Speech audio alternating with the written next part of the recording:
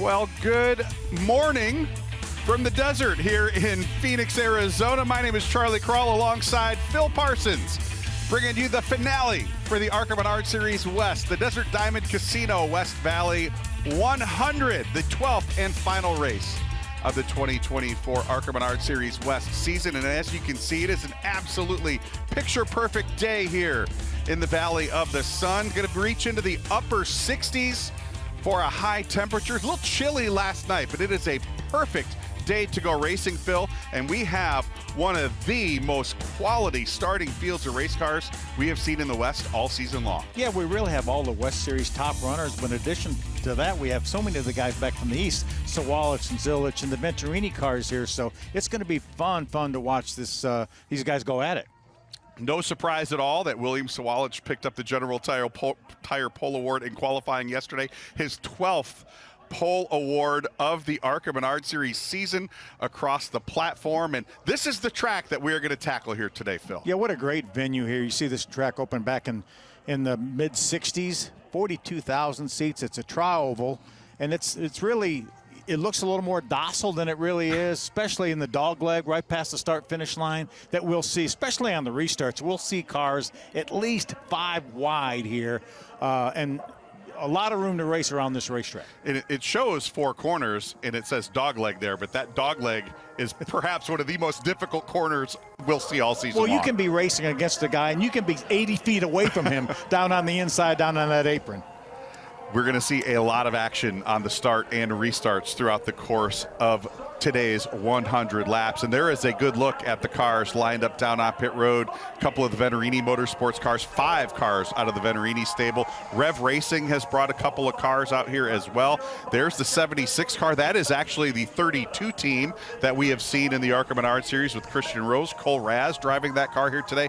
A stacked and very deep field here today, Phil. I think any one of 10 drivers maybe can finish second. They're going to have to beat William Sawalich here today. Well, I don't think you can say that to Connor Zilich, because those 2 cars, absolutely. I watched practice yesterday, and those 2 cars really were head and shoulders, I think, better than the rest of the field. But just beyond that, I think Jack Wood was maybe the best of the rest, and I was talking to the crew chiefs for both Connor Zilich and William Sawalich today, and they said, hey, that 16 car of Jack Wood showed a lot of speed too. So it's going to be fun to watch, and I want to see how these West regulars can fare against the Sawaliches and the Ziliches. It's going to be tough to beat William Sawalich and Connor Zilich, but as you said, Jack Wood was very strong in practice here yesterday. Race analysis here today, Phil. We're going to go 100 laps with a break at or near lap 50, depending on how cautions fall. A couple of tires in the pit box. Tire strategy could be an issue here today. Yeah, I think without a doubt. I was talking to Matt Ross, again, William Sawalich's crew chief this morning, and he said you really have to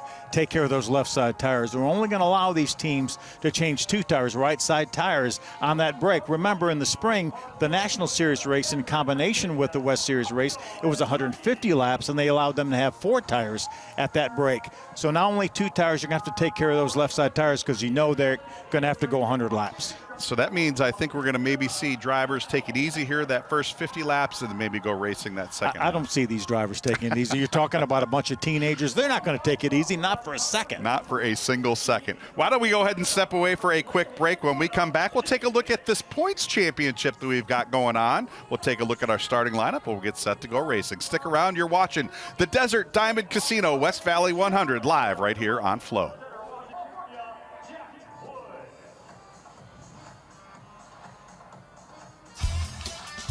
Finishing up with pre-race activities down on pit road here at Phoenix Raceway, just a few moments away from drivers strapping in and cranking the engines for the 12th and final race of the 2024 ARCA Menards Series West season. Charlie Krall alongside Phil Parsons bringing you all of the action. And Phil, not only have we had a tremendous racing season on the racetrack, we have got a tremendous points battle coming into this finale. Just 14 points separating Sean Hingorani and Tyler Wright. Yeah, and they're going to keep an eye on each other because they're starting right but nose to tail. You see there's the 13 of Tyler Wright. You see 2 wins on this season, 9 top 5s. And how about Hingorani driving that 15 car? This is the 5th different team that he's driven for this year. Actually, he's driven for this team before, but 5 different teams this year, and he's had 6 different crew chiefs, yet he's had an outstanding season. 6 of his last 7 starts, he's finished in the top 2, trying to go back-to-back in the West Series for the championship. That's been since Jesse Love a couple of years back that we've had a repeat champion here, and you can't take anything at all away from the season Tyler Reif has had either. Couple of wins, 9 top 5 finishes. I look back to that race at Madera. We had that late race red flag, and he hit the kill switch, and the car didn't come back to life after that red flag, and he lost a lot of ground on the racetrack and in the points battle, but nothing to be ashamed of at all for that Todd Souza and Kelly Souza owned number 13 team. Yeah, most any other season. It may even be a runaway from him, but Hingorani has been so consistent, so many great finishes, 3 wins on the year, so he's certainly, we're going to have 2 worthy champions, whichever way it goes. And there is a look at the top 10 in points. Trevor Huddleston eliminated from championship contention last race, but they're just happy to be here. They've had some wildfires in their neck of the woods, and they came dangerously close to losing their house in that wildfire. We'll talk about that as we go on. Jack Woods had a good season, still looking for that first win. And Kyle Keller, another driver that's bounced around between teams, getting ready to put the exclamation point on a top 5 season. Yeah, great job for Jack Wood here. I'll come out west and run full time. This is where he came from originally, but running a pretty ambitious truck schedule as well. He's had some top 10s in the truck series throughout his career, so he's doing double duty here today. Not only this weekend, but doing double duty today, also running the truck race later on. This is one of those races, Phil, and the West Series has raced here dating back into the early 1970s, but one of those races that if a West driver can get that day, that perfect day, put himself on the radar, we might be hearing about some of these drivers making the leap. A guy like Cole Raz, who is looking to make that leap into the ARCA Menards Series, what would it mean for a guy to come out of here with an underdog victory today? Well, with the strength of the field that we've been talking about, plus all the Xfinity owners here, the truck owners here, the Cup owners are here, so this is a very, very big deal to be able to put one away here. I was looking back at the record books, and again, the West Series started racing out here back in the 70s. We've had 10 NASCAR Hall of Famers that have gone to victory lane in the West Series race here at Phoenix, so you have to be pretty darn good to excel here at this racetrack. Guys like Richard Petty, David Pearson, Neil Bonnet, Cale Bobby Allison. Exactly. They used to make the trip just to run a standalone West race out here. There's some of the recent winners here at Phoenix Raceway. That guy, William Sawalich, has won twice here in recent years, and that team also gone to victory lane here with Sammy Smith back in 2022. Tyler Reif won the National Series race here last year, so a lot of very strong competitors. We're going to take one more quick break. When we come back, drivers will be loaded in, and we will get set to race live here at Phoenix. ARCA Menards Series West, along with a drivers' championship, and that's what we are going to be watching today. You see Tyler Reif down there on the grid. Steve Coates of the Motor Racing Network with his notes ready to go. And this race is just a few minutes from getting started. We'll go green just after 11:30 this morning. It'll be a 100-lap, 100-mile race. Not to be outdone, William Sawalich, who is the reigning ARCA Menards Series East champion. He's now a 2-time East champion. He will be starting on the pole today in the start he set here, number 18, Toyota Camry. Connor Silich will be right behind him. As you see Silich taking off the cover that surrounds the top part of the car. The greenhouses, front windshield, all that is put on there. There is a great look at what is a picture-perfect day to go racing here in the Valley of the Sun. And Phil, we just saw the Joe Gibbs Racing team lining up down there on pit road with William Sawalich, and could be a very emotional day for that team. Yeah, they lost one of their key crew members. Doggy is what they called him, Andy Nelson, just a short time ago. And I was talking to Matt Ross, and he said, we're going to dedicate this race to Doggy. He was such an integral part of the team and has been for a long time. And he said nobody on pit road is any more liked than Doggy was, and they miss him tremendously, but they want to certainly honor him here at this race today. And it'll be good to see Doggie's smiling face on the hood of that race car one more time. There's Jack Wood getting ready to climb into the number 16 Napa Auto Parts Chevrolet for Bill McAnally Racing. Jack finished second at Irwindale, best career finish. Got a good shot at it here today. Yeah, he does. That was Kevin Bellicourt, his crew chief. Kevin's got a lot of experience in all sorts of the series of NASCAR. He's been a winner in the series. So it's a great opportunity for them to maybe get that first win this year. We saw Jack was fourth in points, and that's probably where he's going to stay. There's enough of a gap in front and behind him, but it would be great to start off the day with a big win for Jack. Again, doing double duty. Kevin Bellicourt will also call the shots for that truck later on today. Certainly would help him finish 2 for 2 today. Got to right. win that first one if you're going to win the next one too.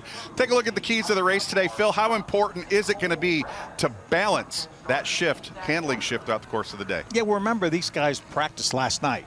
And so managing that balance shift, because it's going to be different today. The racetrack is different at night than it is during the day. So that's certainly one of the keys. And that's where experience comes in. Having that notebook, knowing what this racetrack does from day to night, night to day, whatever the case may be. And then adjusting during that race break. We talk about it. We're going to have one time to adjust in these cars around lap number 50. Make sure that adjustment is the right way, because you're not going to have probably another chance to do that.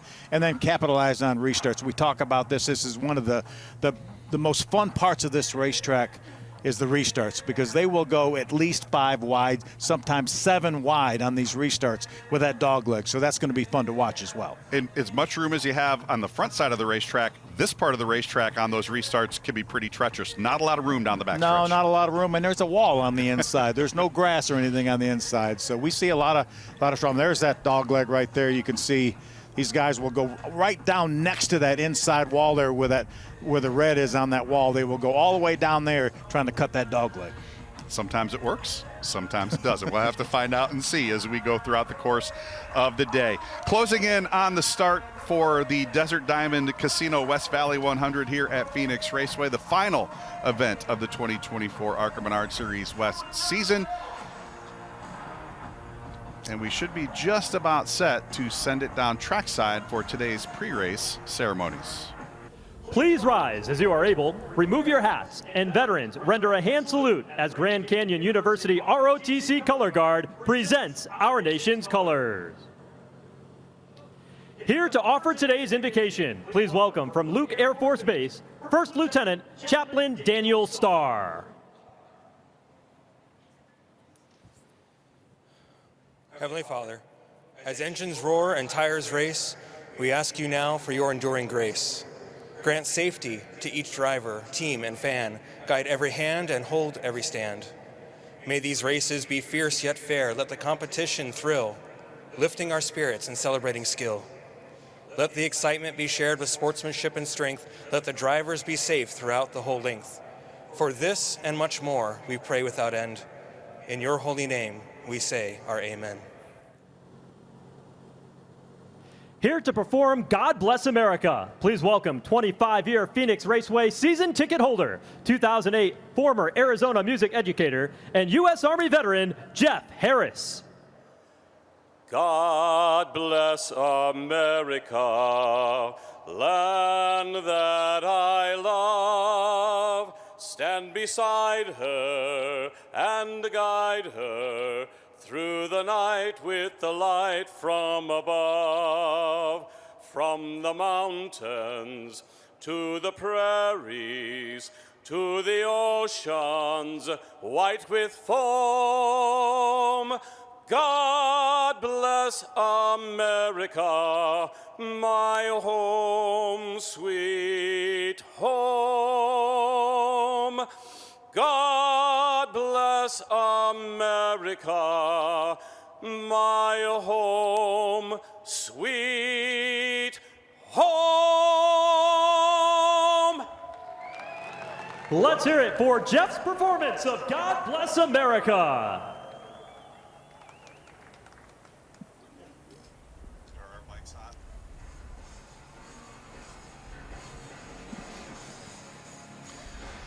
Well, Phil, drivers are about ready to hop in, and we've got one more thing to talk about. That owner points battle between Kelly Souza and Tim Huddleston. Kelly, of course, the team owner for the number 13. Tim Huddleston owns Trevor Huddleston's number 50. Not quite as close as the driver points, but stranger things have happened to close that up. But in any case, it has been a fantastic season for Kelly Souza, and that team has gone to victory lane for the first time since 2008.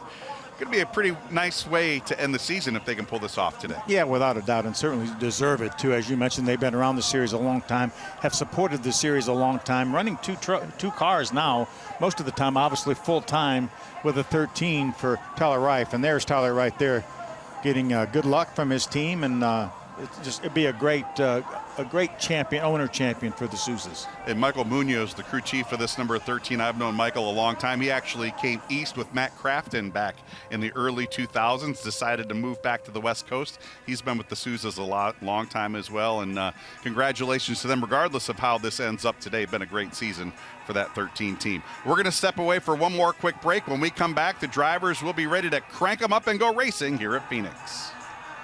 Welcome back to Phoenix Raceway. There's a good look at Eric Johnson Jr. in the number 19 for Bill McAnally Racing out of La Center, Washington. Phil, he has had a pretty solid season, and when he takes the green flag today, he will lock up the Bounty Rookie Challenge Rookie of the Year award. Yeah, and he's on a bit of a heater right now. 3 top 10s in a row, including a 4th place finish at Madera for his best finish of the season. So great season, great start for this young driver, driving for a great team, Bill McAnally. I've known Bill for years and years and years. And what does he have? 11 West Series championships? I've lost track. It may be more than that. I think it is 11. But over 100 wins. Yeah, over 100 wins. So anytime you can align yourself with a team like that, you're in pretty good company. And Eric has certainly done his job. And he has transitioned from crew member to driver and now to Rookie of the Year. It can be done, young drivers. You just got to put your time in and make it happen. I did that too. I was was a crew member for my brother for a long time before I got the opportunity to get in the car. Literally proof it can be done, sitting right here in the booth with us. But in any case, a good day for Eric Johnson Jr. And how about that look on the number 25 car for Venerini Motorsports? And, you know, you talk about the Italian-American Motorsports Hall of Fame. These two families should be in it, the Venerinis and the Andrettis. Yeah, without a doubt. Great opportunity for Marco. He's getting his feet wet a little bit in stock cars, run some races last couple years, had some solid finishes here in the ARCA Menards Series, the National Series, and it's great to see Rich Mar, florist, on board too, because they're such a friend of racing. I mean, top to bottom, from drivers and crew members and racetracks, and I know, they furnish flowers for weddings for some of the crew members and some of the friends of mine, so great to see Rich Mar on board here, and hoping for Marco to have a great run today. And been a very busy couple of weeks for Marco Andretti. Of course, his daughter at home with him. Every time I talk to him, I ask him, "You getting some sleep?"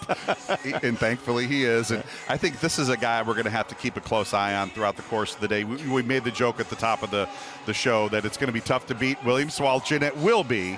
But Connor Zilic has proven time and time again, if anybody can do it, he can. He's beat him many times on the racetrack. They go nose to tail anytime they're around. Always so good, so competitive. So it's going to be fun to watch these two for sure.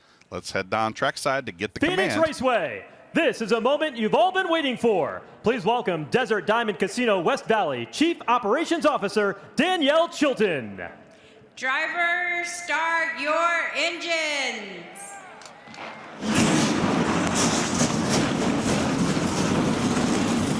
24 engines roaring to life down on the grid. Why don't we go ahead and take a look at that starting lineup? Of course, we have mentioned William Swalch picking up the General Tire Pole Award in qualifying here yesterday. Nearly a quarter of a second quicker than Connor Zilic in qualifying. That's what, about his 77th pole this year, I think, something like that. Unbelievable record of qualifying, and certainly race wins as well. Unbelievable. Jack Wood and Tyler Reif back there in row 2. Keep an eye on Sean Hingarani looking to lock up the championship here this afternoon. He will start inside row 3 alongside his teammate Giovanni Ruggiero in the number 20. Yeah, Brent Cruz, a winner this year on the dirt at DuQuoin in the National Series along with Caden Honeycutt. Remember, Caden Honeycutt was involved in the West Series Championship, shared that ride with Landon Lewis, and they won that championship, the Owners' Championship for Steve McGowan. LeVar Scott, the 2024 ARCA Menards Series Rookie of the Year, alongside Cole Raz back there in row 5. We talked about Eric Johnson Jr., the Rookie of the Year. There's Jake Finch, our Talladega winner, led wire to wire at Talladega in that Venturini car. He will round out the top 12 starters as we get set to go green. There's a look at the second page. Kyle Keller alongside Marco Andretti there in row 7. There's Eric Nascimento Jr. back in row number 8, along with Sebastian Arias driving the second Rev Racing car. Todd Souza looking to lock up that owner's championship with wife Kelly, depending on how Tyler Reif does in the number 13. He will start inside Takuma Koga there in row 9. And we're just glad to see Trevor Huddleston here. You mentioned what's going on with the wildfires out there near his home, so glad to see him here.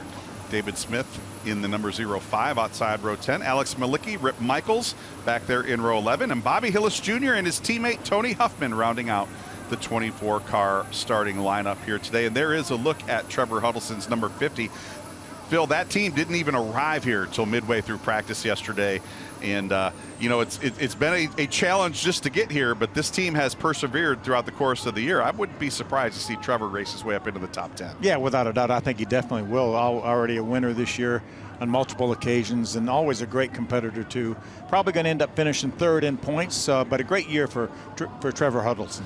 And we do want to give a shout-out to his father, Tim Huddleston, of course, in that battle for the Owners' Championship. Tim, also the longtime promoter at Irwindale Speedway. We finally got the news. We all kind of knew it was coming. And dreaded. Yeah. But Irwindale Speedway, unfortunately, going to be closing after the 2024 racing season. But they got one final weekend coming up, December 21st. And, boy, the work that he has done out there has just been incredible. Yeah, such a great facility, such a racy facility, one of the first facilities that was purpose-built with progressive banking. I was fortunate enough to go out there for a number of times for the Toyota All-Star Showdown when the East would actually meet the West. And we always had such great time, great races. Really, really sorry to see that great facility go away. And those nights of destruction that they have out there were just legendary. Exactly. Field rolling off of pit road. Give them a couple of laps to get everything up to temperature before we get ready to go racing here today, Phil. And, one of the things when we reconfigured this racetrack back in 2018, one of the things that we did was add a lot of banking to the dogleg and that little short chute through the dogleg into turn 1. How has that changed the way that these drivers have to enter what is now turns 1 and 2? Yeah, it's really different because they go so low down through the dogleg on occasion that they have such a bad angle getting in turn number 1. So we see a lot of action with those cars merging. Again, they could be 80 feet apart, and they have to merge when they get down to the racetrack. Although they do run below the racetrack here on occasion, we see that a lot in all the series of NASCAR. Down below, even there's less banking down there, but because the surface goes through such hot summers that it's deteriorated somewhat, and the banking on the bottom of the apron of the racetrack essentially doesn't get a lot of rubber on it. So we're going to see these guys racing all over the racetrack again. But getting in turn 1 can be a challenge when you're merging with the people that are coming off the apron. I have a hard time merging onto the highway at 70 miles an hour. I can't imagine trying to do it at 120 with 30 other hungry drivers trying to get that position from me on the racetrack. But in any case, the field now lining up behind Chuck Welch in the pace truck. 100 laps the distance. Again, we will have a break at or around lap 50. As Phil told you earlier, we are going to have 2 tires laying in the pits, so drivers will only have 2 tires to work with. And do understand we've got a couple of drivers that will go to the back due to some unapproved adjustments. No surprise, Trevor Huddleston, one of those. They didn't have a lot of time in practice. And it did look like the number 55 of Jake Finch also dropping out of line, and he will have to go to the back prior to the start. Taking a look at our front row, you see Sawalich. Obviously, we talk about the pole, and Connor Zilich will start second. Remember, Connor Zilich has never been here before, but his first lap on the racetrack for practice. Now, things are different than they used to be. They have simulators and things like that, but his first lap on this racetrack in any kind of vehicle was fast. So that's when you know that he's got some talent. Is when he comes just off the truck, never had been here before, and runs fast. But we've seen his talent on display a lot this year, no matter what, whether it's in an IMSA car, whether it's in a truck, whether it's in an Xfinity car. He won his first ever Xfinity start at Watkins Glen. Just one of the maybe a generational talent in NASCAR. It's been a real treat having him across the ARCA Menards Series platform here in 2024 as we get the 1 to go. Joe Contreras up in the flag stand today telling these drivers next time by we're going to get set to go racing. Phil, what are these drivers feeling in the pit of their stomach when we get that 1 to go signal? Well, I think once we crank the engines and the butterflies go away, so now they're just concentrating on get their tires warmed up, getting them cleaned off, because remember, these are the same tires they qualified on, and just try to get a good start, get up through the gears. We have to stay in line till we get to the start-finish line, and then all havoc's going to break loose here because they're going to dive to the bottom of the racetrack. Immediately. after they hit that start-finish line. So William Sawalich alongside Connor Zilich up on the front row. Jack Wood in the number 16 inside row number 2 alongside Tyler Reif, one of the drivers in the battle for that championship. Our points leader for the ARCA Menards Series West, looking to go back-to-back. Sean Hingarani back inside row number 3 in the number 15 for Venerini Motorsports. So we are going to have points contenders right up at the front of the field right from the start of the race, but they will have to handle both William Sawalich and Connor Zilich as we get set to go racing for the final time in 2024. Through the start zone, green flag is out, and it is time to rock, roll, and rumble here in Phoenix. There they go. Off the racetrack. Did not take them long, and the battle is on already for the lead down into turn 1. Zilich is hanging tough on the outside of Sawalich. Side by side into 3. Who's it going to be for lap number 1? Looks like the inside groove might have been the way to be into turn 3, but who's it going to be off of 4? Zilich by just 71 thousandths of a second. Wow. Yeah, Sawalich is not so fast. See, Sawalich was a little bit loose. We saw him wiggling down in 3 and 4, and Zilich now has the lead. How hard do you want to abuse those right side tires this early in the race, Phil? We saw him get loose a couple of times that first lap and a half. Is that going to We're not worried about the right sides. We're worried about the left sides. We don't want to spin those left side tires. Again, we're going to have to run 100 laps on them as we see a good battle with Gio Ruggiero. That's the white car that went way down off the racetrack trying to get by Tyler Reif and makes the pass. Gio Ruggiero in the number 20. He picked up a win in the ARCA Menards East at Five Flags Speedway to start the season. As we check in on our Bonnie Rookie Spotlight driver, Eric Johnson Jr. just bounced it off the fence down there. Yeah, we're hearing that he 1. actually got into the outside wall here. Let's see if he can stay up to pace. There's Todd Souza, the 3, trying to make his way by.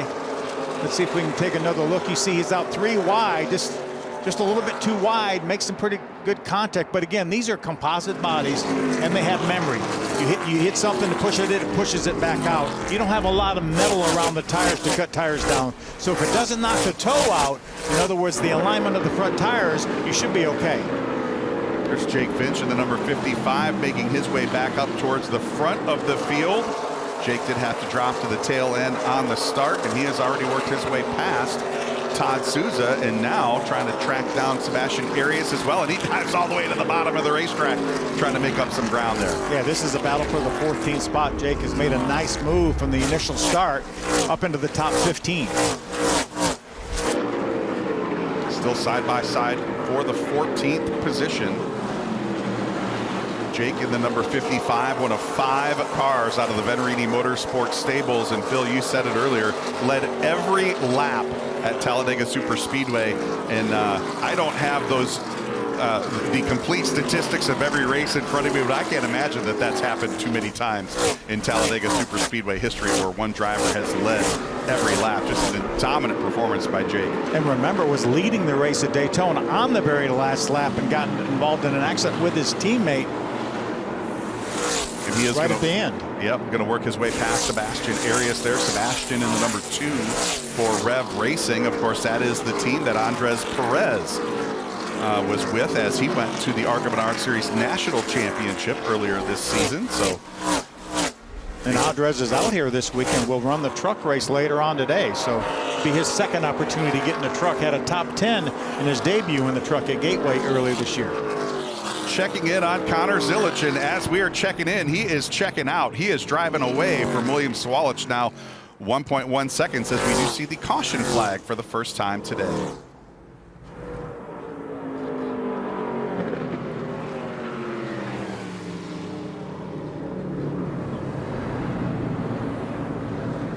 A good opportunity for these drivers to catch their breath here a little bit and relay some information to their crew chiefs on what their car is doing. We run enough laps now that the tire pressures are coming up, so these drivers have an idea which direction their car is going to go, and they will be communicating that to their crew chief to maybe make some plans for that midway break.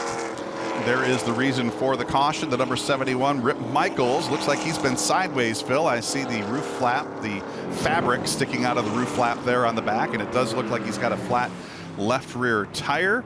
So Rip Michaels bringing that car down onto pit road. Rip actually driving this number 71 in substitution for Nick Janitis. Nick has had some health issues here in the last couple of months, but is on the rebound. Good to see that, Nick. I hope you're doing well, as your car unfortunately not having the best start to its day out here, as there is a look at that flat left rear. Yeah, I think Rip is doing a nice job of driving that car slow enough. If he tries to get too much speed, and I know you would want to get there to the pits that quick that it could just rip that quarter panel off with a flailing rubber.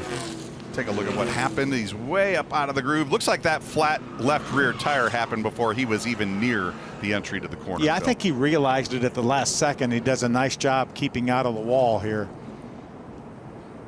So they're going to jack it up under the center of the rear end so they can get a jack under the side. He's going to have to tighten the handle on that jack, though, before he can jack it up. Actually, I think they need another jack. Yeah, it's not. It's maybe just working just a little bit. It may be coming up now, but that's the kind of floor jack that we used to use at my dad's gas station back in the day. Well, we are giving shout-outs. I also want to give a shout-out to Tony Glover, one of the lead tech officials for the ARCA Menards Series East and West. Tony took a bit of a tumble the other day and banged up his leg a little bit, and he is back home in the Charlotte area recovering as we see a driver change. And I believe that's going to be Joey East going in for David Smith in the 05. Yeah, Joey East practiced that car. Joey East has a lot of experience, a really competitive driver, and I think David Smith says, hey, maybe you can do a better job here. Let's put you in it and see what we can do. Maybe learn some things, maybe figure out a way to improve that team a little bit and its performance here throughout the final, 92 laps of this one. We're going to step away for a quick break. When we come back, we'll get set to go back green flag racing here at Phoenix Raceway.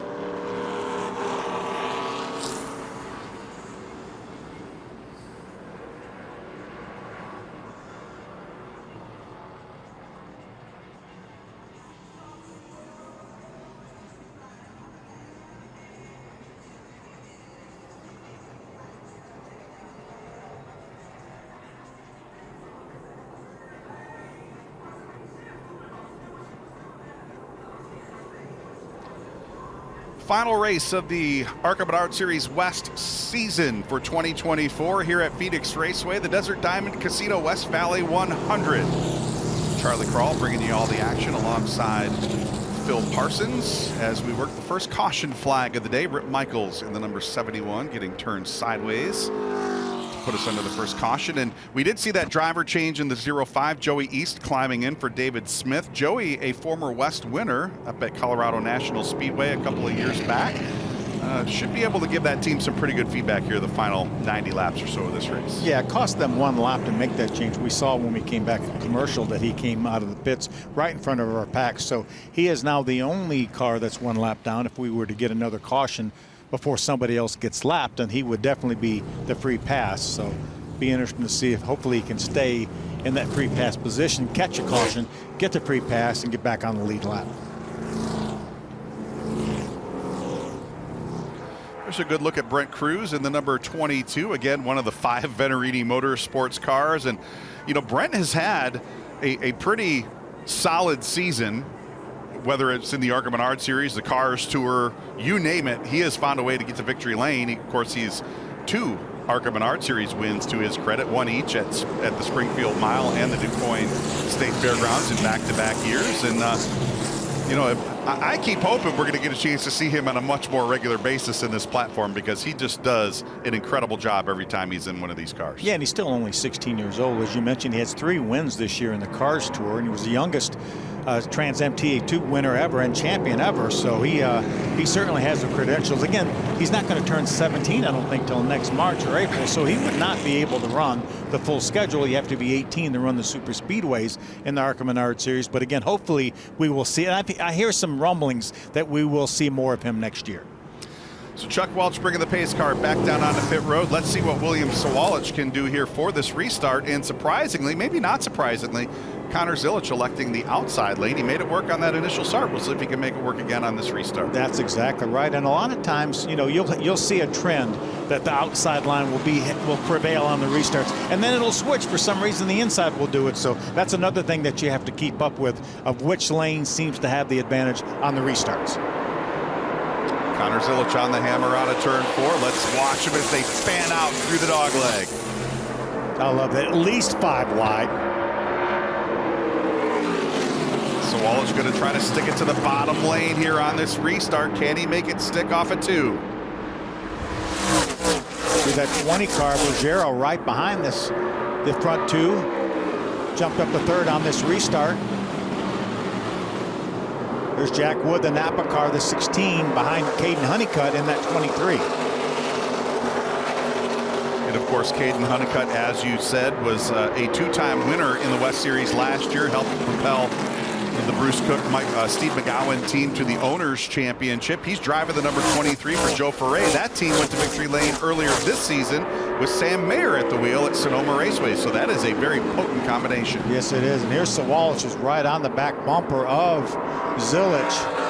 Zilic had opened up over a second lead when that caution came out, but Sawalich is right there. 2 very different lines through the dog leg that time, and it kind of evens out sometimes, doesn't it, Phil? The driver all the way to the bottom side and the driver to the top, and they don't give any ground to either one. Very interesting how that works out, but now looks like Zilic's going to start to inch away a little bit. Yeah, you would think if you went way down to the inside, it's such a shorter way to go that you would really gain huge amounts, but it doesn't always seem that way, as we got a good look at there's Marco on the 25 and Kyle Keller in the 9 battling for position. Kyle Keller has bounced around between rides here the last few races, but still trying to lock up a top 5 in the ARCA Menards Series West final standings, and going to battle against Marco Andretti. We saw one car way sideways there off at turn 2. In fact, that might have been Sebastian Arias in the number 2, and I will be surprised, Phil, if he didn't catch the wall a little bit with that right rear corner. It looked awfully close as you saw Trevor Huddleston get by. Trevor now would move him up to the 15th position. Remember, starting at the back with hardly any practice here. Huddleston closing in on Eric Johnson Jr. now in the number 19.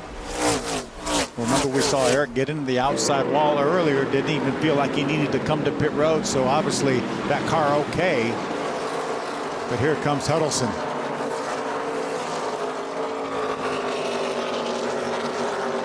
Let's take another look at that moment we just caught out of the corner of our eye. Keep an eye on that orange car drifting towards the top side of the racetrack. Ooh, so close. I think he definitely made a little bit of contact, but incidental contact. And then that was Eric Johnson that took evasive measures to move around the inside, as we see a good battle. Jake Finch, remember, started at the back in that Phoenix Construction Toyota, now gets by his teammate Marco Andretti, put Jake up to the 12th spot.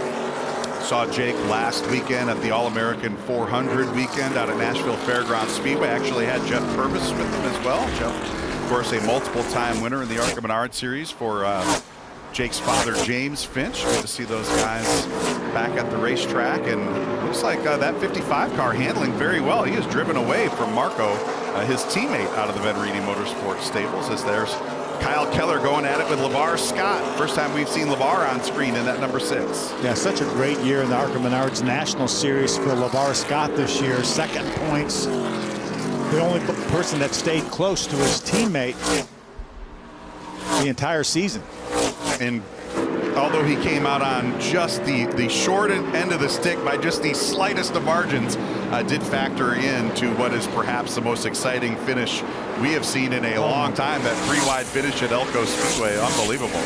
Literally, the guy that finished third was about 1/10 of a second or even less. Unbelievable. There is Sean Hingorani in the number 15, the ARCA Menards Series West points leader coming into the action today. And he is trying to pick off Jack Wood. This is the battle for third. Remember, all he has to do is finish 9th. No matter what happens, no matter what Tyler Reif is able to do, if he can finish 9th, he will be a back-to-back champion. Long way to go, though. Working lap 22 right now as we see this battle for third. Actually, yeah, this is the battle for third. Actually, I believe that's the battle for fourth. Well, Honeycutt right now is in the 5th spot. This is actually the battle for 6th. Battle for 6th. Yeah, Jack Wood has 6th. Sean Hingorani has 7th, trying to grab that 6th spot from Jack Wood. The scoring monitor and the ticker do not match up, so that's what threw me, but we'll get that handled here momentarily. This is the battle for 6th between Sean Hingorani and Jack Wood. Cole Raz, who also picked up a win earlier in the season, hanging on, trying to make it a 3-way battle for position in that number 76 car.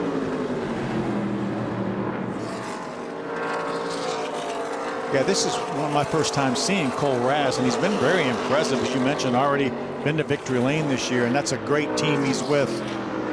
The team we've seen Christian Rose run full time for a couple times and then a couple years in the National Series, so it'll be fun to see him get his feet wet in the National Series as well. AM Racing that did field Christian Rose and what was then the number 32. Kevin Sawinski still heavily involved in this team. Ryan Pickle London, the crew chief for the number 76 team. And Cole looking for his 2nd win of the season. He also won by the narrowest of margins in a photo finish over Trevor Huddleston at Kevin Harvick's current raceway early in the season. And there, Phil, was using that dog leg to your advantage right there for Sean Hingorani. Yeah, Hingorani had a great run up off the corner, got underneath Jack, and was able to use that apron, shorten that up a little bit. There's Jack, though, trying to fight back with Cole Raz at 76 right on his rear bumper. Cole Raz is trying to do the exact same thing that Hingorani did the last lap. Wasn't quite close enough, didn't quite have the momentum that Sean had. So, Phil, one of the keys to the race today was managing the change in that balance that these race cars are going to be going through throughout the course of these two 50-lap segments of the race. And it looks like some of these race cars haven't really had a big swing, but that 16 car looks like it might have had a big change to its handling characteristics here the first 25 laps of this race. Yeah, Jack was holding on to the 3rd spot, lost that spot on that last restart, and now he's lost a couple other positions. But again, they'll get an opportunity here in about 23 or 4 laps to make some adjustments. I know that team has a lot of experience for Bill McAnally as we check back in with our leader now. That's opened up almost a 3-second lead. Connor Zilich is driving away. And this was such an amazing story as we think of all of the times we have seen Connor Zilich finish 2nd in his first ARCA Menards Series race to Jesse Love up at Watkins Glen. And of course there was some rain on the final lap and a little contact. And you know, every race he started for the next 5 races in this platform, he won. Just an incredible performance. And if not for just a wrong place, wrong time situation at Bristol, likely he would have been the East champion. And you know, he's won in the IMSA sports cars. He's won here in the ARCA Menards Series. I think if you put him in a sprint Xfinity car, Series, yeah, he's won his Xfinity debut. I think if you put him in a sprint car, he'd probably win on dirt in a wing sprint car too. No doubt. I'm not sure there's anything that he's unable to do. And remember, he just turned 18 back maybe July, so he wasn't able to run all the races. Again, like we were talking about with Brent Cruz, you have to be 18 to run the super speedways. But once he got on a super speedway, his first ever intermediate super speedway start was at Michigan, and he goes to Victory Lane there. And you mentioned that race at Bristol. Again, he had a pretty big lead over Sawalich in the E-Series Championship. That was a combination race with the National Series. He was leading the race, got caught up when a lap car had a problem. Unfortunately, lost that championship, but certainly everybody knows he's there when he shows up. Absolutely, and I think we're going to know he's there for a long time coming as he continues to stretch out that advantage. Just while we were talking, he has added over 1/4 of a second to his advantage over William Sawalich in 2nd. Again, this now the battle between Jack Wood and Cole Rast, the battle for 7th and 8th behind Sean Hingorani in the number 15. Sean in the 6th position. Sean's doing exactly what he needs to do. Again, 9th, no matter what Tyler Reif does, so he just needs to keep that car clean. He's got a nice little bubble. Right now he has Jack behind him a couple car lengths, and then he's got a bit of a gap up to Honeycutt, who right now runs in the 5th spot. Phil, it's difficult to win a championship when there are no variables. Drivers bouncing between teams and crew chiefs and you name it. It's hard when everything is perfect. Sean has bounced between 4 different teams, 6 different crew chiefs. That has to be incredibly difficult for a young man who's just barely 17 years old. Yeah, it's been amazing what he's been able to do. We saw him win a lot of races last year, and it's the first time we really ever got a look at him. And then he came right back and started off the season with, at this racetrack, as you see Cole Raz making that same move that Hingorani did to get by Jack Wood, coming off for turn number 4. But what he's been able to do and the consistency that he's shown as a driver, even amid the changes, has been pretty impressive. Cole Raz making that move on Jack Wood, so Jack will drop back into the 8th position in the number 16 car, and you have to believe he is just waiting to get to that lap 50 mark so Kevin Bellecourt can take a big swing at an adjustment. Yeah, we're just 16 laps away now from that mid-race break. Be a great opportunity for these teams to make some adjustments. There's the battle for 4th. You see Caden Honeycutt running a little bit different line than the 22 car, Brent Cruz. Remember, Caden Honeycutt has done an outstanding job this year in the Truck Series. A bunch of great top 5, top 10 finishes, enough so that Al Neese said, hey, you're going to run full time next year. So it's great to see that opportunity for Caden Honeycutt, but having a good run here too. So one thing I noticed, Phil, and your eyes are much more attuned to these types of things than mine are, but if you look at the valence on the 22 car, it looks like it's sealed pretty closely to the racetrack. It looks like there may be just a little bit of damage to the nose of the 23. Could that be from being a little aggressive hitting that apron through the dogleg? And if it is, how is that going to affect the handling of that 23 car? Yeah, quite possible. You see under the left front headlight, you see a little bit of black there, but I don't think it's not all the way across. So I'm not sure how much that will be, but there's no doubt it probably is from running across the racetrack, because the transition off and back onto the racetrack is pretty severe. Actually, almost now it looks more like that it's almost just sandblasted off of there. I think the material is still there. Again, probably still hitting the racetrack, and there's probably vinyl on that nose piece, that valence, and that's probably what we're seeing. So I think he's probably in better shape than we initially thought. This is why I say your eyes are much more attuned to these things than mine are. In any case, a good battle for 4th and 5th on the racetrack between a couple of young drivers. Brent Cruz in the 22, Caden Honeycutt in the 23. There's Joey East in that 05 car, and I'll tell you, Joey been able to keep some pretty good pace in that 05, despite the fact that he is a lap, or about a lap behind, 2 laps behind the battle for the lead there. Yeah, he's lost one more lap after he came back on the racetrack after the restart, so he's no longer in the free pass position. So it will be an uphill battle for Joey East. But a great battle here continues with Honeycutt trying to do something with Brent Cruz. And I love the fact that Caden Honeycutt said, I'm not just going to follow you, I'm going to make my own line here. And he's been a little unpredictable with that line too. He has forced Brent maybe to drive out of the rearview mirror a little bit here in the last couple of laps. See, Honeycutt definitely running a higher line. That's the thing I love about this racetrack. And you see Brent Cruz running right next to the yellow line. Well, we see cars below that yellow line making good time too. So you literally can run all over this racetrack. Not just through the dogleg, but particularly through turns 1 and 2. You can work way below the yellow line and still find grip and go towards the front. This battle for 4th and 5th continuing between Brent Cruz and Caden Honeycutt, as you know, we try to find you the best battles on the racetrack, and here's a good battle, although it's not a battle for position. There is Connor Zilic to the inside of Trevor Huddleston. Huddleston, of course, trying to pull the rabbit out of the hat in the battle for that Owners Championship, but unfortunately for him, he's going to go 1 lap down to our leader. Yeah, Connor Zillich, you know, we talk about Shane Huffman, the architect of this team. This team is not very old. Mark and Jerry Webb own this team. They formed this team. Well, I was talking to Shane today, and he said Stephen Dawson is actually going to transition to crew chief. So he is actually the crew chief here as we see this great battle again for the 4th position. But Stephen Dawson now is the crew chief, and Shane is going to morph into more of a general manager role for that team. He's still going to have his hands on. He's still going to be there, but Stephen Dawson is the guy calling the shots. And those guys have been hungry for victory lane all season. And you would think, you know, you go to victory lane 5 or 6 times and that kind of satisfies that appetite.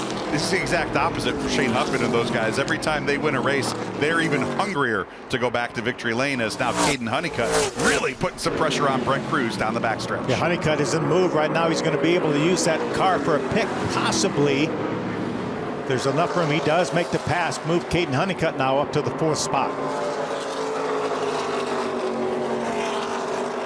So Caden Honeycutt up to 4th, Brent Cruz back to 5th as we continue to wind our way towards the lap 50 mark, where we will take a 5-minute break to allow these teams to make adjustments, change right side tires. And you know, as you're sitting on the pit box as a crew chief and you've been taking notes, some of these race cars, some of these drivers looking forward to a pretty big swing on an adjustment. Good battle for position right here. You see Cole Raz getting by Hingarani. That's for the 6th position. Cole Raz on the move now. Cole Raz coming to life in that 76 car as we approach that midway break.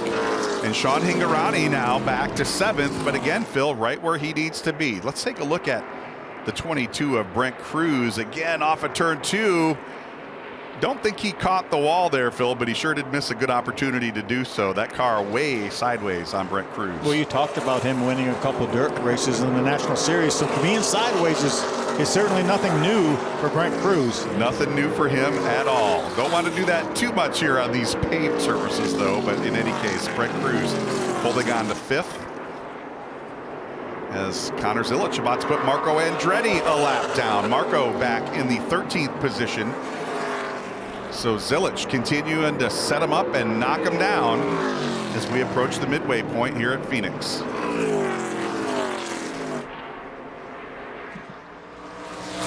Looks like there's a gap, though.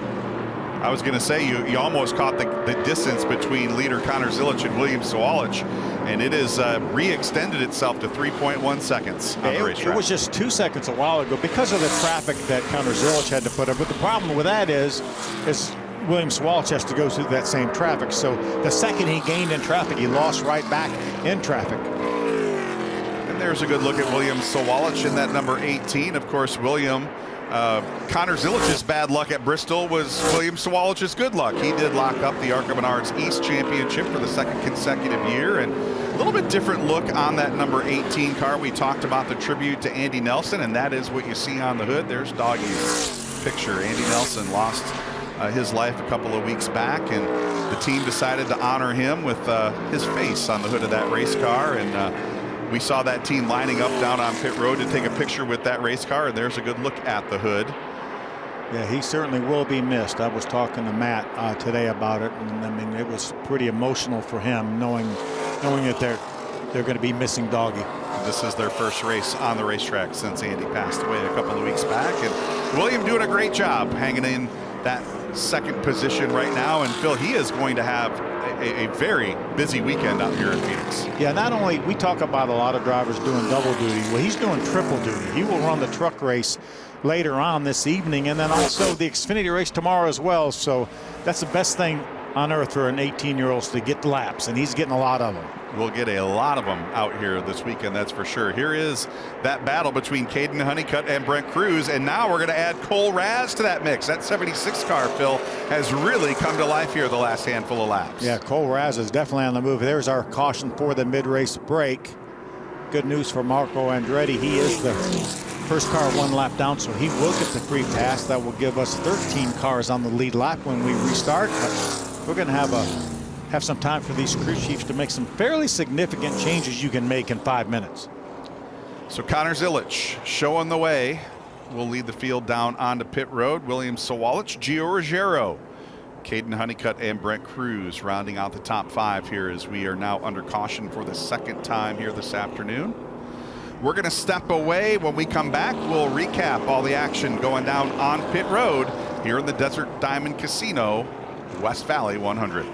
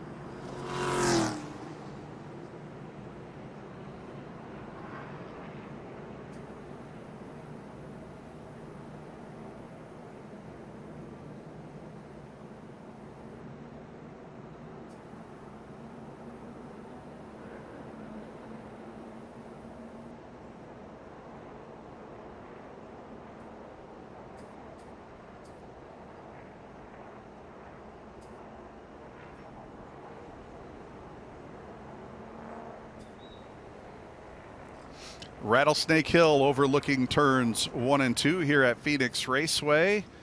And, you know, I don't want to know how they named it Rattlesnake Hill. I think it's pretty obvious. It's pretty self-explanatory. Right, I think it's pretty self-explanatory. But in any case, one of the best views of any racetrack we have. But they do clean out the rattlesnakes race week before people get here. So they say. Yes. So they say. I've been up there. I've never seen a rattlesnake up there, fortunately.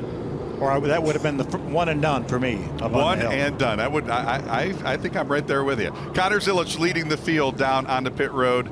We are going to have a 5-minute break so these teams can change right side tires. I can't envision anybody's going to change left side tires here, Phil. So no, there's going to be say right side tires. Yeah. Make any adjustments that they need, and some of these teams, just kind of based on what we've seen, I think some of these teams are going to take a big swing at it. Yeah, I think some wholesale changes for some of these teams. They know the pace that Zilich has right now. You know, Sawalich, we're used to seeing him win so many races, 9 times on the national tour, as well as I think he won Portland as well here in the West Series. So I'm sure Matt Ross is thinking about what he needs to do to try to run with that 28 car right now. So there is Sean Hingarani, who came down pit road in 7th position. And, you know, the points aren't official until the end of the day, but let's take a look at those points as they run. Hingarani, if the race were to end right now, Phil, would have a 16-point advantage over Tyler Reif and therefore would win his 2nd consecutive West Championship. Yeah, he's doing just what he needs. You see the crewmen have to wait till all the cars are parked on pit road. Then they get to signal that they can go out there. They can change 2 tires, as we talk about right side tires, and they can put fuel in. They just can't do it simultaneously. So these guys will take their time and make sure you see maybe some adjustments underneath these. There's opening the hood on Tyler Reif's car right now. Again, he makes some pretty good changes in 5 minutes. So this is the Michael Munoz-led crew for Tyler Reif, and no surprise, looks like they're going to make an adjustment there to the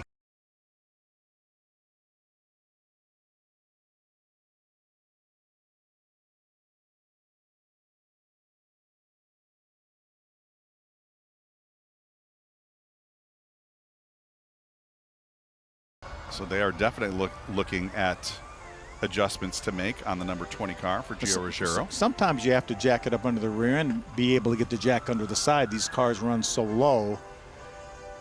Did see Kevin Reed Jr. there overlooking the number 20 for Gio Ruggiero.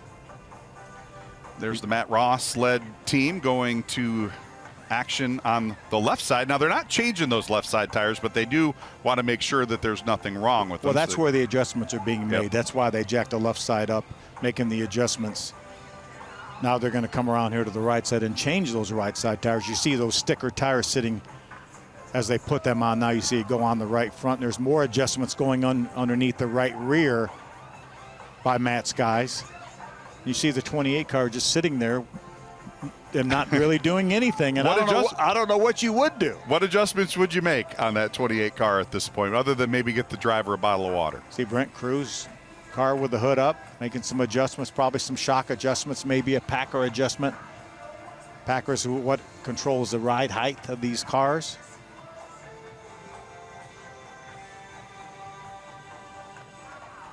Make sure those wheels are torqued on there as we continue to work through our 5-minute break here. So the second half of this race coming up, Phil,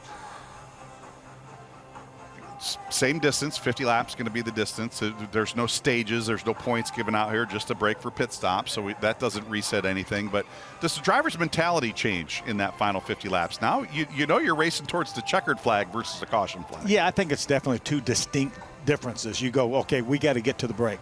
Then we're going to make adjustments, and then what we have is what we have. And then we're going to, if we get down to the end, we're racing for position, that's when you might not be quite as much give you more take towards the end of the race. So we'll have to see how it plays out, and if Matt Ross or some of these other crew chiefs have made the right adjustments and maybe to try to run with that 28-car Zillage.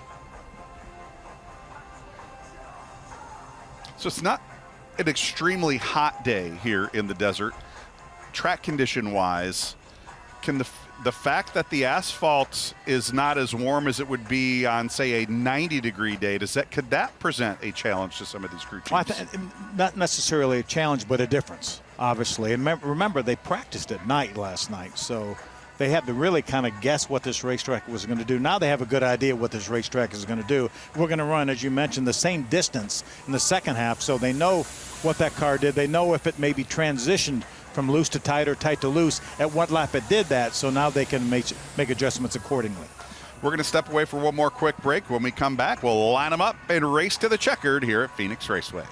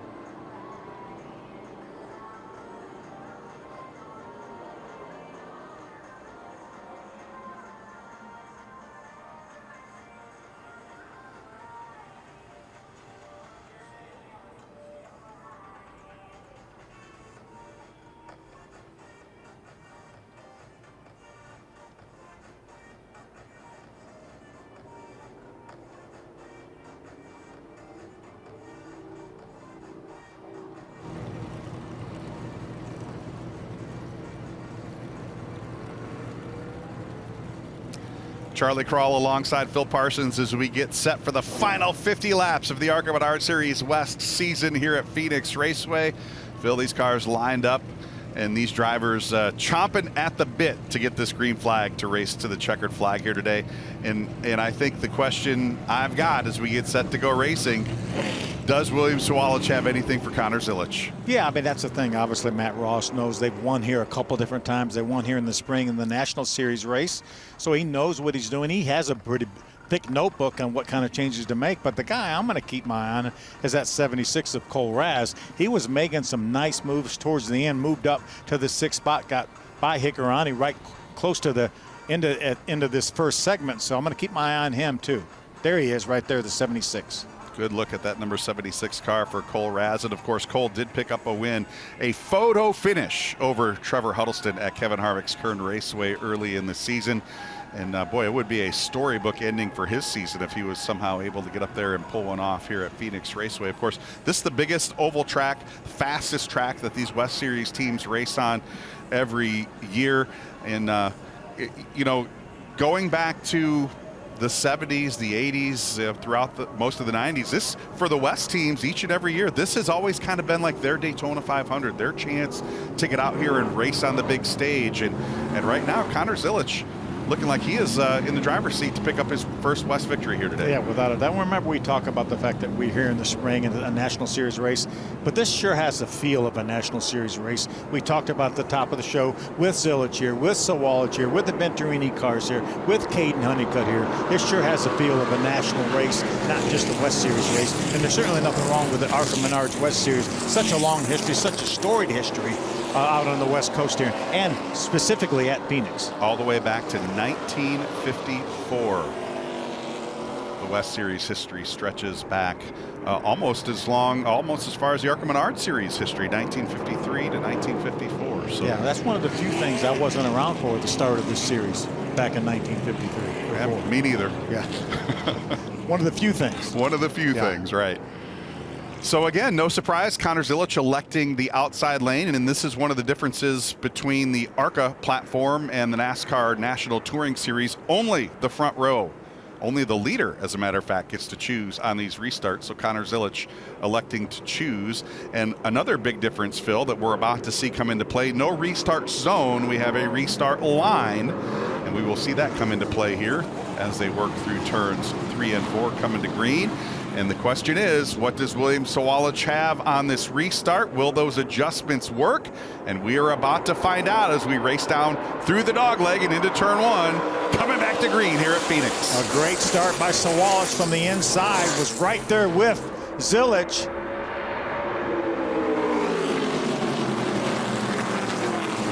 Nice. Well, how about Sawalich is going to take the lead? Look at that, making that bottom lane work off of turn 4, and they almost come together off of turn 2. I'm not sure they did, and I thought when they went out of camera shot that they may be in the wall, but unfortunately, or fortunately, excuse me, they were able to maintain control.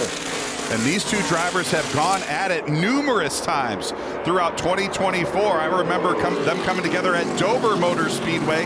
Neither of these drivers wants to give an inch to the other. And now Zilic rolling the top side through turns 1 and 2. He's going to retake the lead. Yeah, that incident at Dover was the only race I think that Sawalich didn't finish in about the top 4 in the National Series in 14 starts. And now Zilic, that car looks like it's going to pick up right where he left off, but Sawalich certainly gave him a run for his money there on that restart. Let's take a look at what happened off of turn 2, the lap after that restart. I thought they were headed for some contact right here. Ooh. I'm not sure that they didn't touch just a little bit, but nice job by those two young drivers to hold on to those things. And you had to think Gio Ruggiero and Caden Honeycutt saw what was happening there. There was nothing they were going to do about it one way or the other.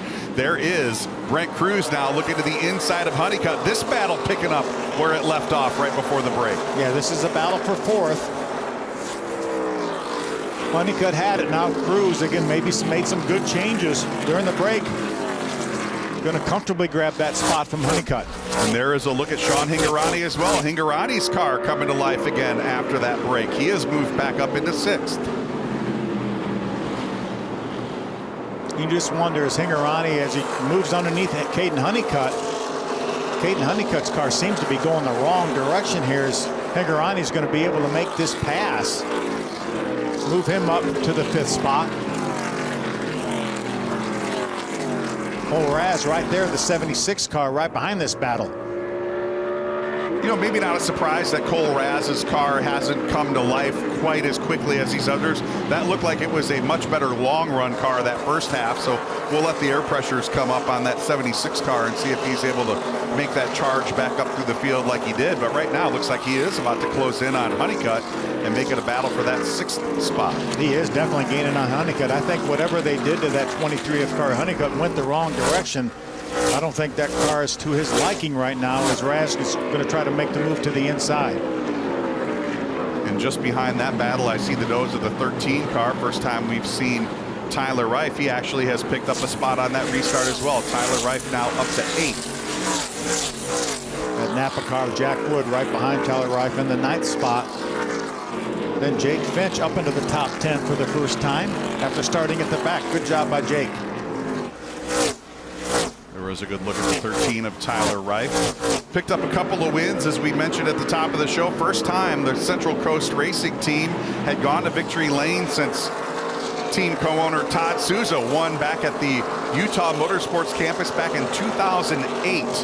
So this team has had a fantastic season, regardless of what happens in that battle for the Drivers' Championship. Right now, team owner Kelly Souza in the catbird seat for that Owners' Championship. Well, you love to see people that support the series and have supported the series for so long, like the Souzas, have some success. And I'll tell you, they put a hot shoe in there like Tyler Reif, and they've had it this year.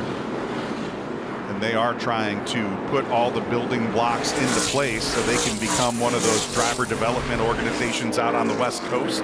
They have a long-term, I don't know if you would call it a partnership, but certainly a friendship with David Gilliland, who helps them with some technical stuff behind the scenes. And it has all played out very successfully here for this team in 2024, as Tyler Reif now trying to track down Caden Honeycutt and take that 7th position away. There's Jake Finch. We were talking about trying to move in on the 16 of Jack Wood. Looks like Jace can be able to get to the inside, use that apron to pull alongside going into turn 3. And it is a big weekend for the Bill McAnally organization. Of course, the McAnally Hilgeman Racing team on the Truck Series side going for a championship later on tonight with Christian Eckes at the wheel. Yeah, what an amazing season for Christian Eckes. One finish outside the top 10 all year, and that was Atlanta when he was leading the race and had brake issues. Trying to go for 21 consecutive top 10 finishes, but more importantly to him, and he, by the way, he won the truck race here last year, was not in the championship did not win the championship, and Rhodes did, but going for his first time ever racing for a championship. And of course, Christian Eckes, the 2019 ARCA Menards Series national champion, so he is no stranger to points battles. As we check in on LeVar Scott in the number 6. LeVar's been going at it with Kyle Keller in that 9 car. Seems like all race long. Every time we check in on these two, they are going at it. And LeVar trying to pick up a very solid finish here today, trying to race his way back up into the top 10, our 2024 ARCA Menards Series Rookie of the Year. And he, I think, has to be one of those preseason favorites for that championship in 2025. Yeah, without a doubt. I think he had a top 10 finish here in the National Series race back in the spring. Running up in the top 10 right now, well, actually just outside the top 10 in 11th, trying to hold off Kyle Keller. Kyle in the 2nd car for the Jans Racing team. Team owner Jan Qualkenbush, owner of the 71 that Rick Michaels drives, has fielded a 2nd car in a handful of races this year. Kyle hopping in last weekend down at Kevin Harvick's Kern Raceway, and now here at Phoenix as well, trying to maintain a spot up in the top 5 in those final driver point standings. That 9 font on that car reminds me a lot of Bob Bruncati's Sunrise Ford team back in the day. And as a matter of fact, they ran a Sunrise Ford tribute scheme at a couple of races at Irwindale Speedway. Of course, longtime team owner Bob Bruncati was involved in the promotion and operation at Irwindale, kind of behind the scenes for a long time. So no surprise that they would bring out that tribute scheme when the West Series raced there back in July. And right now, this is the battle for 11th and 12th between LeVar Scott in the 6th and Kyle Keller in the number 9. Yeah, LeVar's moved up the racetrack, trying to find a little bit more grip, trying to find some more grip than he's been able to find on the bottom of the racetrack. There he is, at least the 2nd lane, able to hold Keller at bay for the moment. You know, we talked about it at the top of the show, just how deep this field was. Only 24 cars, but it's as deep as any field we have seen. And I think the fact that LeVar Scott, who nearly won on the ARCA Menards Series side of things, was the Rookie of the Year, 2nd in the points. He is outside of the top 10, you know, with 30 laps to go here at Phoenix. That tells me this is a deep and highly competitive field of race cars. Yeah, without a doubt. And you look at all the drivers in front of that 2 of LeVar Scott. And all these drivers are winners or close to winners in the series. Most of them have won either in whatever ARCA platform, either the National Series, East Series, West Series. So this is the battle for 11th as Connor Zilich has driven off into the distance, 4.2 seconds to lead. That's why we are checking in on some of these other battles. There's Connor Zilich. It's not nowhere near sunset time, so I'm not even going to bring out the driving off into the sunset cliche, but in any case, 4.2 seconds over William Sawalich. There's William. It looks like it's the entire distance of the back straightaway, the gap between first and second. Gio Ruggiero trying to hang on in that third, and there is Brent Cruz, and now Sean Hingorani kind of coming to life in that 15. Sean now up to 5th. Yeah, definitely on the move, Sean Hingorani, but I keep watching the lap times, and Ruggiero has been faster than Sawalich the last several laps. He was the second fastest car on the racetrack, naturally to the 28 of Zilich that last lap. So we may have a battle brewing for the second position before much longer, and a good battle right here brewing for 4th. So two Venerini Motorsports teammates doing battle for 4th and 5th. Brent Cruz in the 22, Sean Hingorani in the 15. Hingorani needs to finish 9th or better to lock up his second consecutive ARCA Menards Series West National Championship. Right now comfortably inside in the 5th position. There you saw Hingorani with all 4 tires down below the yellow line off the racing surface. We talked about how maneuverable this racetrack is. He's one of the first guys that we've seen attempt to run down there below the yellow line, and now it looks like he's trying to make the pass on Brent Cruz for the 4th spot. Phil, this racetrack obviously has been reconfigured, completely rebuilt since the first NASCAR Cup Series race here back in 1988. I actually listened to that race on MRN Classic Races the other day.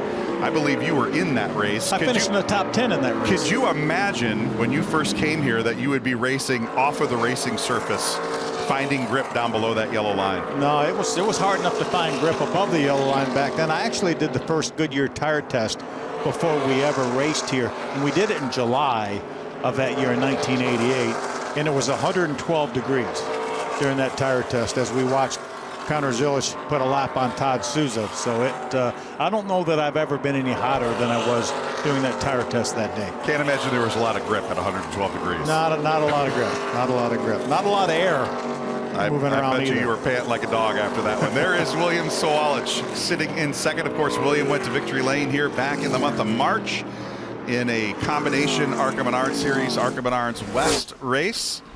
Also went to victory lane here last November in this race. So William coming in on a 2-race win streak here at Phoenix Raceway, and there is Gio Ruggiero back in 3rd. Not a surprise to see him running up there. Remember, he finished 2nd here in the spring in the National Series race. So Gio Ruggiero, I think he's moving in a little bit.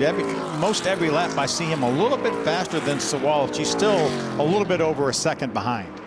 And I was down in where the post-race activities were taking place here back in March, and Gio, that race of course rain shortened by about a little less than 30 laps, but he was angry that it rained. He thought he had a car that he could have gone up there and not only battled with Sawalich but passed William Sawalich. And you know, very rarely are you angry at Mother Nature. Gio Ruggiero was angry at Mother Nature that night. You mentioned being at Nashville for the All-American 400 just the other day. Gio Ruggiero had a top 5 finish. Was he leading on a late restart? That's what I thought. Yeah. Leading on a late race restart when a caution came out after the white flag was displayed, and they do a green-white checkered finish in the ASA Stars National Tour, and got banged around a little bit on that late race restart. But he was halfway through the final lap when the caution flag came out leading, and saw that his chances for victory go away on the restart. So tough break for Gio Ruggiero there last Sunday up at Nashville Fairgrounds Speedway. There he is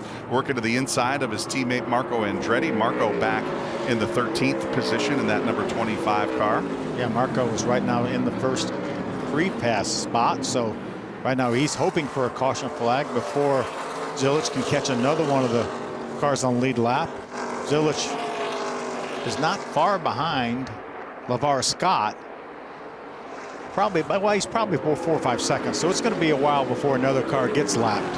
Have not seen the caution flag very often at all so far here today. Just 2 cautions, one back at lap 7 when Rick Michaels had a left rear tire go down. The only other caution coming at lap 50 for our halftime break. Other than that, it has been clean and green, and that has led to Connor Zilic opening up a 6.6 second advantage. He is driving off into the sunset here at Phoenix Raceway. And that's just the tip of the cap to the drivers here too. Obviously this race had a lot of talent top to bottom, the regular guys from the West as well as all the cars from the East we were talking about. So a really nice job by these drivers.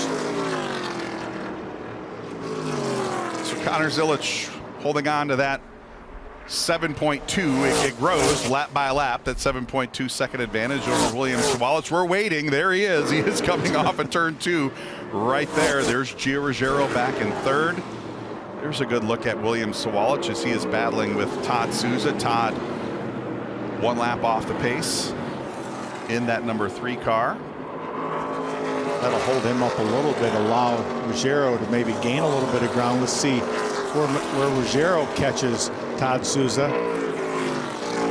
It's all about where you catch the lap traffic and how much time it costs you getting by that lap traffic.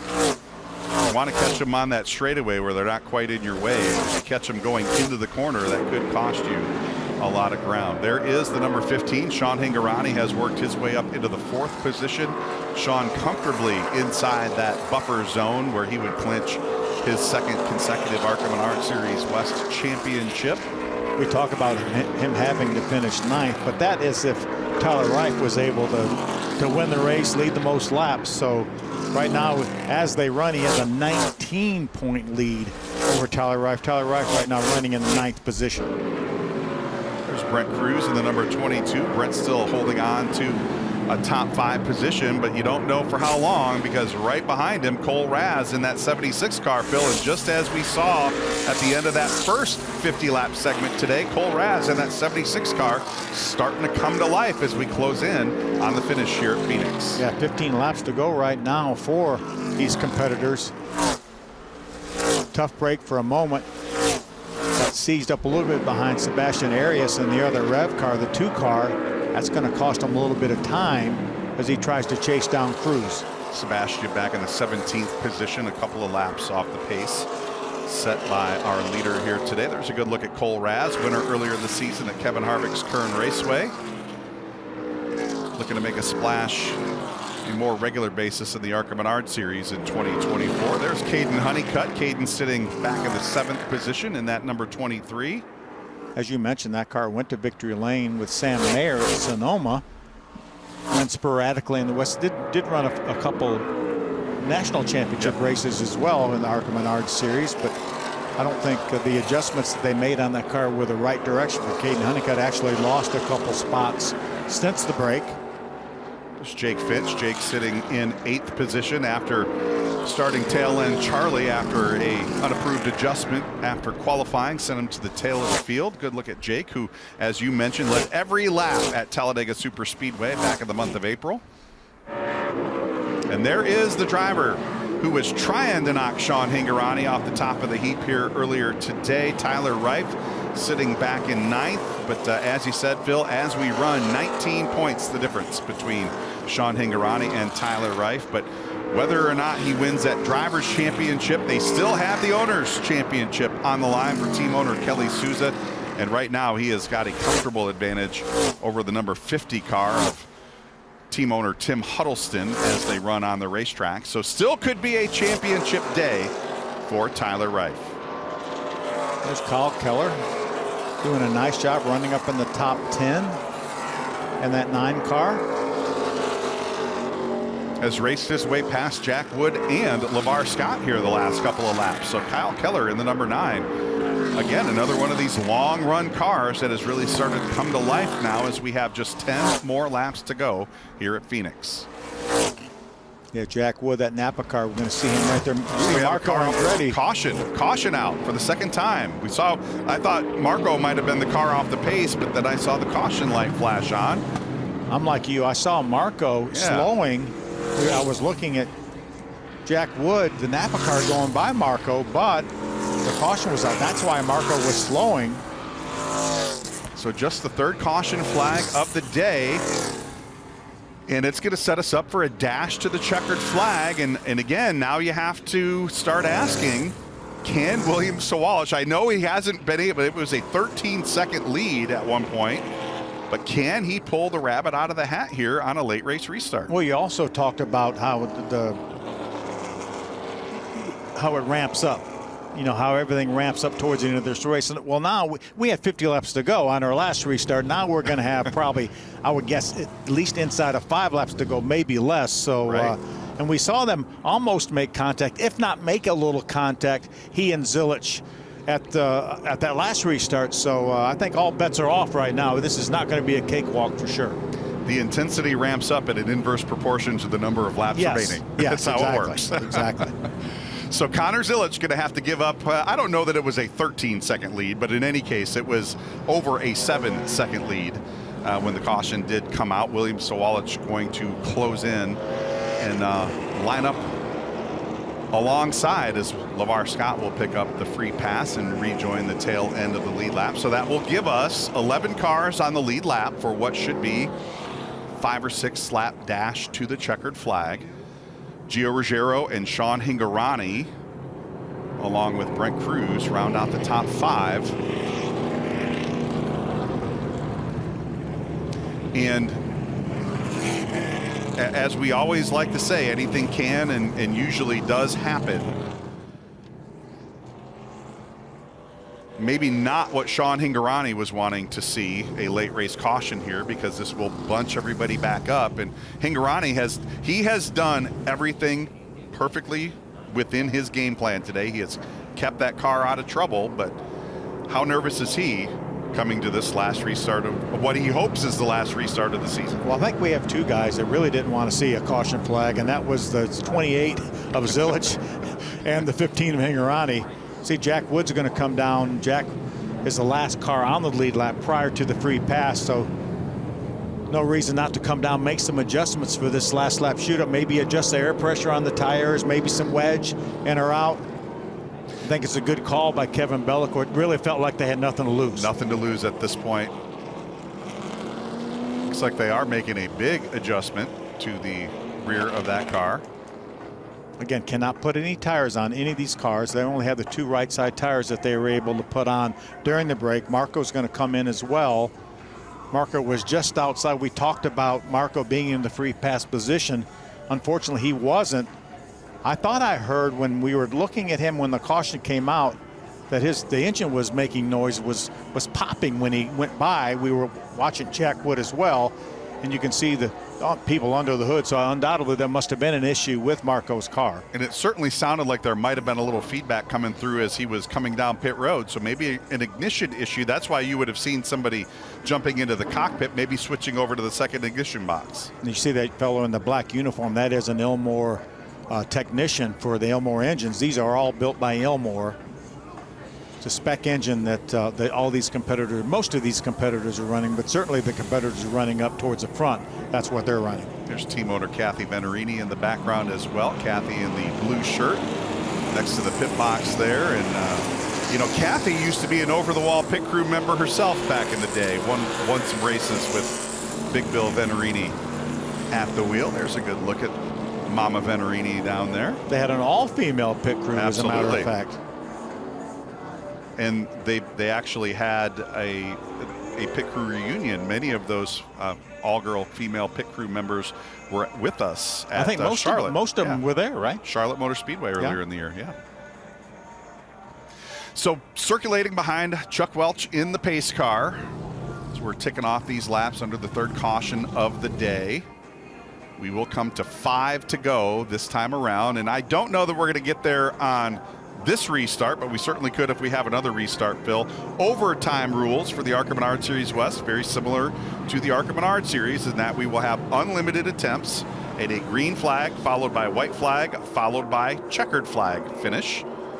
If the caution flag is displayed after the white flag is displayed, we will have unlimited attempts at a green and white together, followed by checkered flag finish. Don't know that we're going to get to that point in deep or not as we get the one to go this time, but we could see a little action on this restart, so it never hurts to start thinking about overtime. Well, it's more likely now than it was 10 laps ago that we would have an overtime finish. But you see, no surprise, Zilich takes the outside once again, but Sawalch was there. He matched his pace for a lap or two after that last restart. So the whole key for this race is going to be the restart.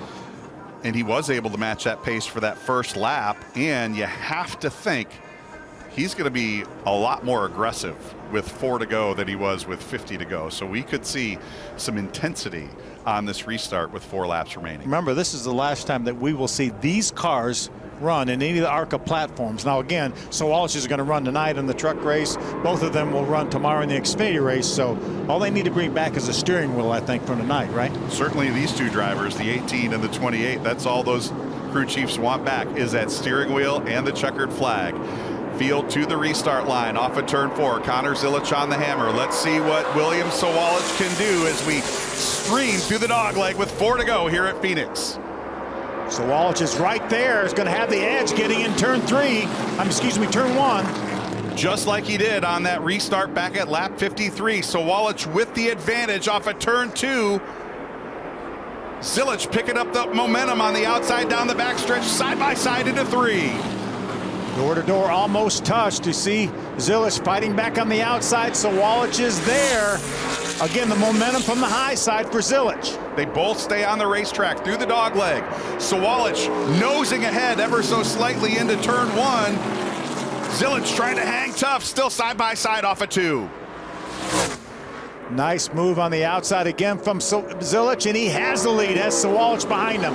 Sawalch got a little loose coming off of turn 2. That allowed Zilich to grab that lead as we've got him a gaggle of cars stacked up at the back of the top 10. How about 3 wide? Tyler Reif goes 3 wide to try to make the pass. Gets by the 16 of Jack Wood. Reif trying to hang on to a top 10 finish as Jack Wood wall kinds of sideways there into turn 1. Jack's going to lose a lot of ground there and not enough time to make it up. Working their way off of turn 4, coming to the white flag. Zilich has the lead. Almost a 1 second advantage on now what is the final lap here at Phoenix Raceway. Sawalch took his shot. He was right there for a couple laps.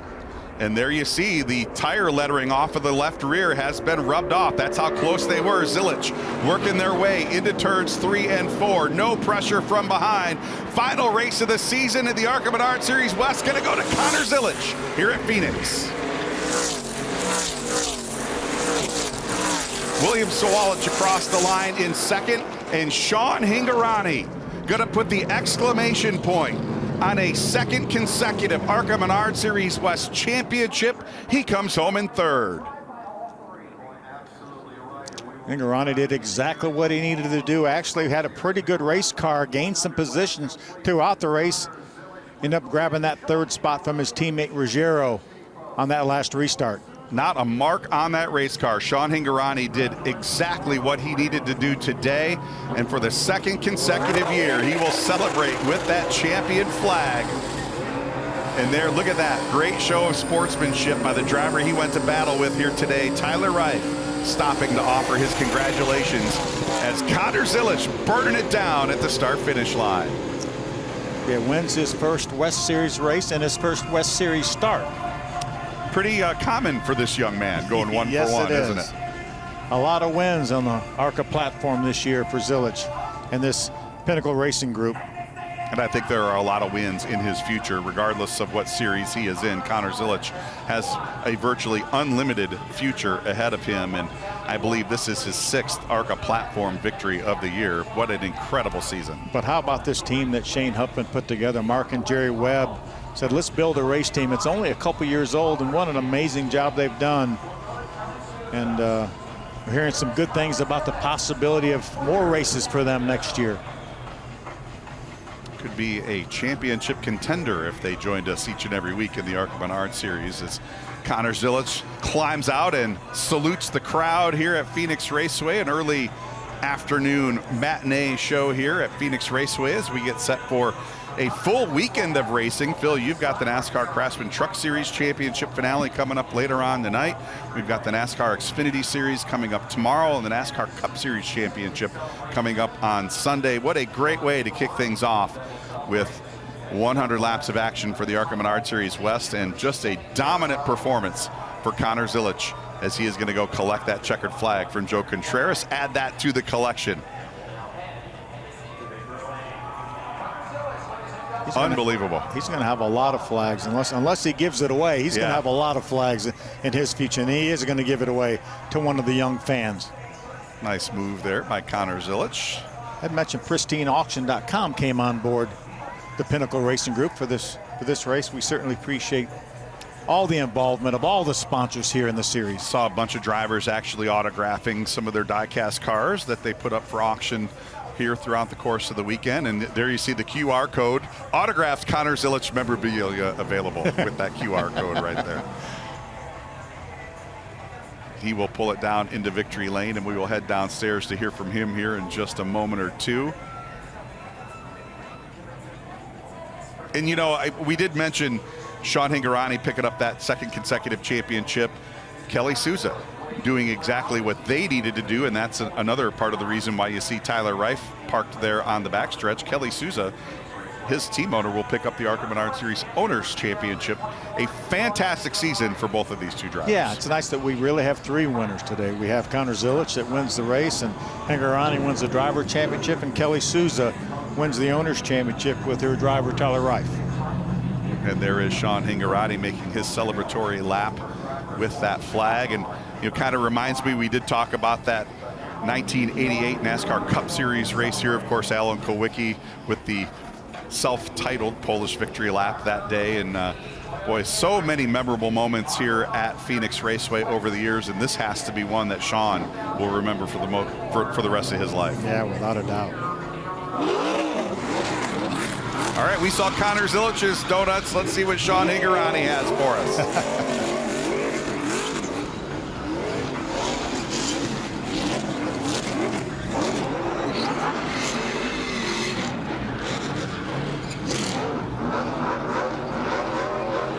He's going to pull the old Jack Sprague move here and nose it in and light him up. That was the first time I ever saw anybody burn the tires off their race vehicle when Jack Sprague did it at Richmond. 2001, he lit the tires on fire. I don't know that Hingorani's going to do it, but he's making a run at it, isn't he?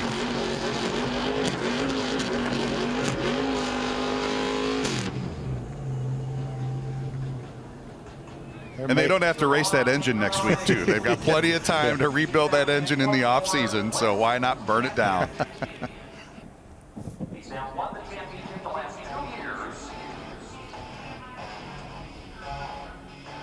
So Hingorani has only raced for the ARCA Menards Series West Championship twice and won it both times. Pretty good record, right? Pretty good record. We are going to send it down to victory lane. Our friend Steve Post from the Motor Racing Network standing by to hear with our winner, Connor Zilisch. This race car, Connor Zilisch sits up on the side of the car. Water is flying. There he goes up top as he is celebrating the win here at Phoenix Raceway. What a run Connor Zilisch had, that is for sure. Connor and crew, all the crew members getting congratulations down here from Connor. Shane Huffman, the crew chief, giving him a big hug down here. As what a performance, what a ride, what a run for Connor Zilisch down here as he goes around man to man and talks to everybody here. Connor, congratulations. Can you even Webb, put into words how good your race car was here today at Phoenix? No, I can't. You know, this team, we've struggled in the past at tracks like this, like Milwaukee, and this is a brand new car that we haven't run this year before, and I'm just so proud of all these guys, man. When we struggle at a track, they work so hard to bring a fast car the next time we go to a track like it. So thank you to Pristine Auction for coming on board today. It was awesome having this car. It looked great. Thank you to everyone at Pinnacle Racing Group, Chevrolet. Yeah, it's been an awesome year with this team, and grateful to cap it off with a win. What were the key to those restarts? How do you manage that with wheeling the car really hard, but patience hanging on to it on the outside lane? What's the key?